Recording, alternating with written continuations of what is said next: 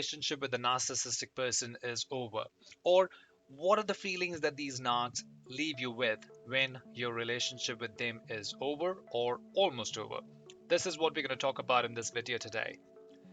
My name is Vinny and I call myself a survivor of a toxic relationship with a narcissist. This channel is for toxic relationship recovery and it is for individuals who've been through narcissistic relationship abuse. This channel's mission is to support people, or I call them victims, guide them in the right direction, and help them build their self confidence. In my videos, I cover topics in relation to narcissism, and every now and then I share my own story.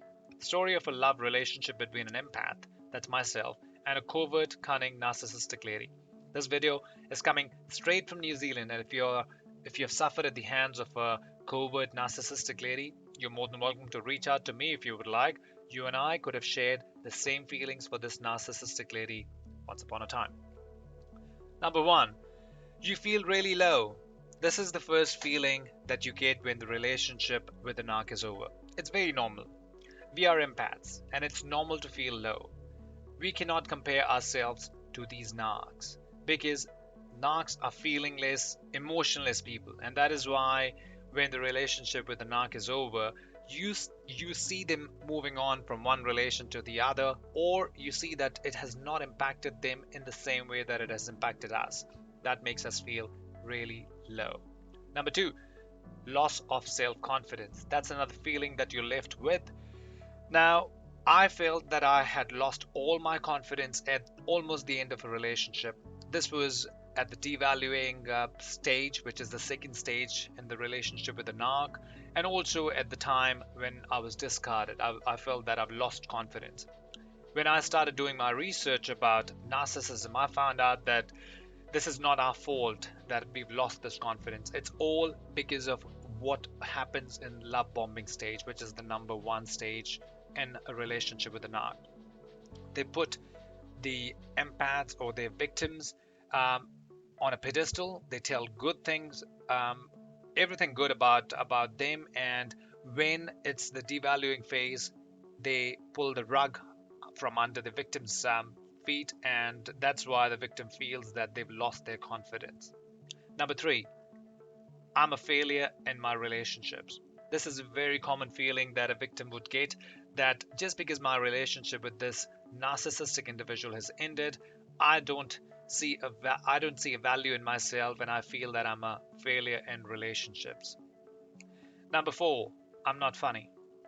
This is a common thing that a victim is told by the narc. I was told that I was not funny.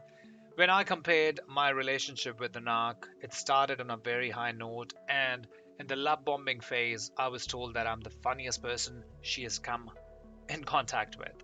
And then I was told I'm not funny. Whose fault is it? Mine or hers? Clearly hers. Number five, I'm not desirable. This is a very common feeling that a victim is left with when the relationship is over.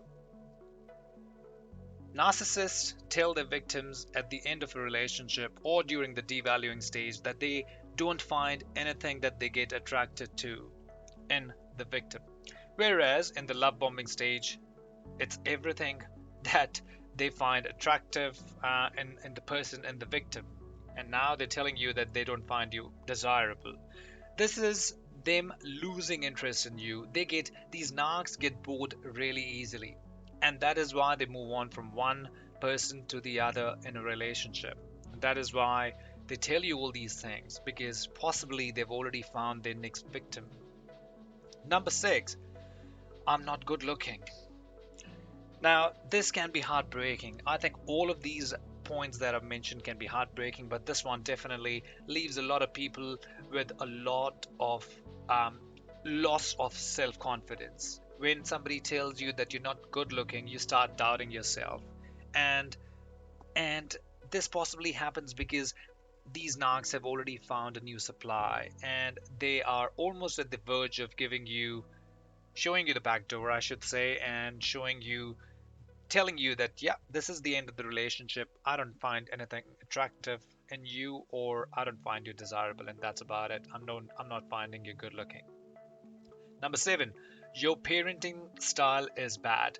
This is true in relationships where the narc is in a relationship with a person, with a victim who's got kids. Now, why this happens is because a narcissist, being a narcissist, they want to control everything, and they want to control your parenting style. They want to control your kids, and that is why they say something like this. This happens when you start questioning why the narc is taking control when actually the child is yours and not the narc's. Number eight, I'm too intense. Generally, the victim gets told that they are either too intense, too needy, too anxious. This is all because you're pointing out to the narc that you're not finding the relationship to be normal. You find that there's something out of ordinary. The relationship started on a high note and now it's not going in the direction that you expected it to go. That is why they say something like this. So these are the points that I wanted to mention about in this video. We'll cover more and more topics like this, and I just want to bring to your attention that although we are left with all these feelings, this is not a fault of yours. Everything that happens in a relationship with a narc is really, really their fault.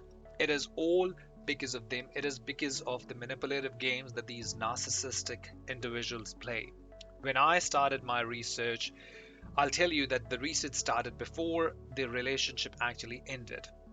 This was at the time of devaluing, when she started devaluing me. That's when I was surprised. That's when I wanted to find out that how can a person go from love bombing me, appreciating everything about me, to devaluing me. That's when I started to figure out. I did not know at that time. I did not know anything about NPD, which is narcissistic personality disorder, which there is a possibility that my ex narc suffers from. Or I did not even know anything about narcissism, to be very honest. I was just curious when I was doing my research because the frequency of her contact with me has gone down, the appreciative behavior of hers has gone down, and now I'm just hearing the bad things, and hardly anything good was coming my way. If you're in this phase, you're almost at the end of your relationship with an arc. I can tell you that. Well, anyway, I've got other things that I'll be preparing for, and I'll cover that in my next videos. For now, I just have to say, look after yourself, love yourself, and I'll talk to you again. Bye for now.